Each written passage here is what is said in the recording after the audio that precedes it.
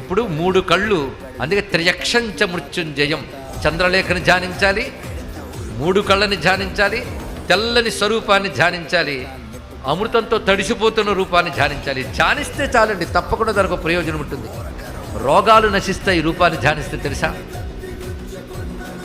ఇందాక చెప్పిన వేదాంతం అర్థం కాకపోయినా ఇది అర్థమైతే చాలు. ఇక్కడ ఈ మూర్తిని ధ్యానిస్తే రోగాలు పోతాయి. అందుకే స్వామికి మరొక పేరుంది, వైద్యనాథుడు. జ్యోతిర్లింగం కూడా ఉంది, వైద్యనాథ జ్యోతిర్లింగం. బోలుడున్న ఈ పేరుతో. కొందరు మహారాష్ట్రలో ఉందంటారు, కొందరు బీహార్లో ఉందంటారు, 2 చోట్ల ఉందంటుంది శాస్త్రం. ఇంకోటి తమిళనాడులో చిదంబరం దగ్గర వైదీశ్వరుని మరొకటి ఉంది.